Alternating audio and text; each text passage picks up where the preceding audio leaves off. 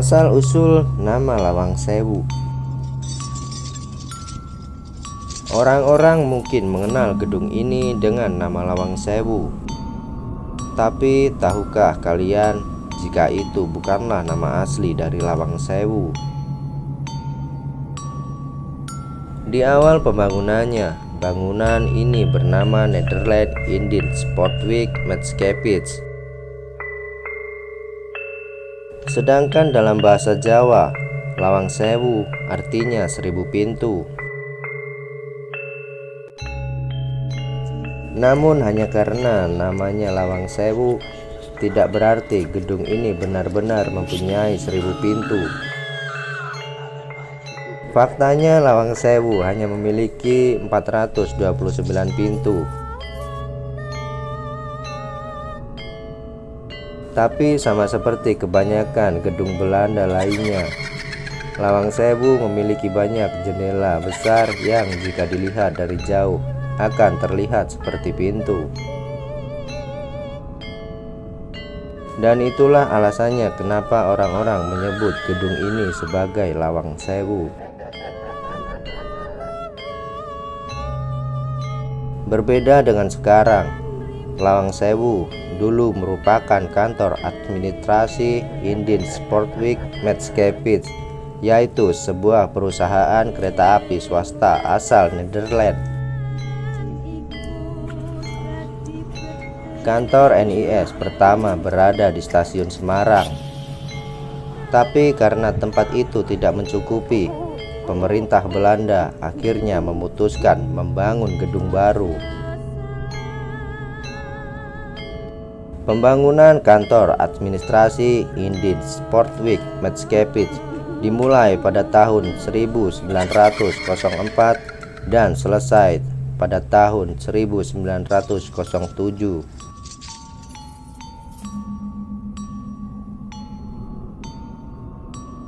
Pembangunan diawali dengan penggalian tanah sedalam 4 meter, kemudian menggantinya dengan lapisan vulkanis yang membuat bangunan ini anti gempa.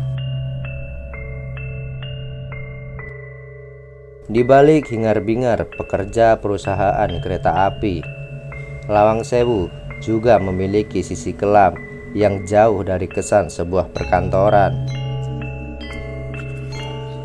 Selain lantai 1 dan lantai 2 berfungsi sebagai perkantoran, kantor ini juga memiliki ruang bawah tanah dan lantai 3. Lantai 3 berupa loteng dan ruang bawah tanah yang berfungsi sebagai penjara bagi para tahanan di masa penjajahan. Ketika Indonesia jatuh ke tangan Jepang, ruang bawah tanah dan loteng ini menjadi penjara paling kejam bagi orang Nederland. Di masa awal kemerdekaan Indonesia, tidak lantas membuat gedung ini jatuh ke tangan Indonesia. Lawang Sewu justru berubah menjadi medan pertempuran antara pemuda Angkatan Muda Kereta Api dengan tentara Kompetai dan Kidobutai pada peristiwa pertempuran 5 hari di Semarang dari tanggal 14 Oktober sampai 19 Oktober 1945. Karena sejarahnya inilah, pemerintah Kota Semarang menetapkan Lawang Sewu sebagai gedung warisan sejarah yang wajib dilindungi. Setelah merdeka dari Jepang dan Belanda, secara otomatis kantor administrasi kereta api ini jatuh ke tangan Indonesia. Oleh pemerintah, gedung ini kemudian difungsikan sebagai kantor PT Kereta Api Indonesia atau KAI.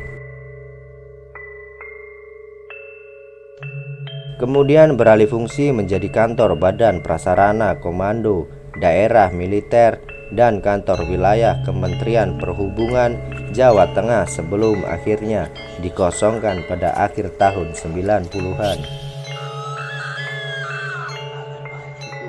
Yang namanya bangunan tua besar, dan kosong tidak akan lepas dari kisah-kisah misteri.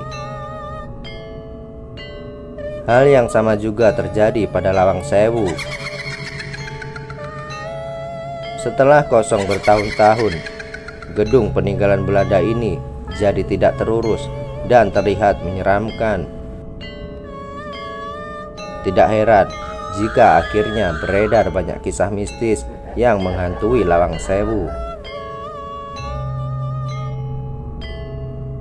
Pada tahun 2013, gedung ini jadi lokasi uji nyali sebuah acara TV dan berakhir dengan meninggalnya salah satu peserta beberapa hari setelah acara berlangsung.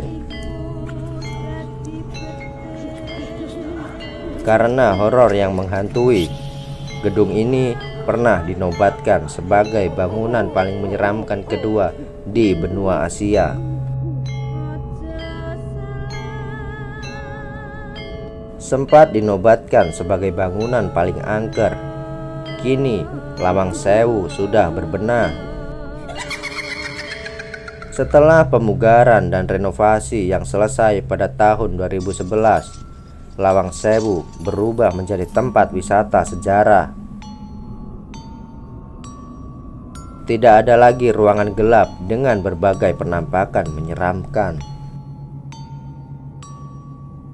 Yang ada adalah bangunan indah peninggalan Belanda yang kaya sejarah. Kalian yang ingin berkunjung dan melihat kemegahan Lawang Sewu bisa datang dari pukul 7 sampai pukul 21 malam. Untuk tiket masuk, pengunjung hanya perlu membayar Rp10.000 untuk orang dewasa dan Rp5.000 bagi anak-anak. Untuk bisa menjelajahi ruangan bawah tanah, kalian harus menyewa tour guide dengan membayar biaya tambahan sebesar Rp30.000. Itulah sejarah singkat tentang asal-usul nama Lawang Sewu.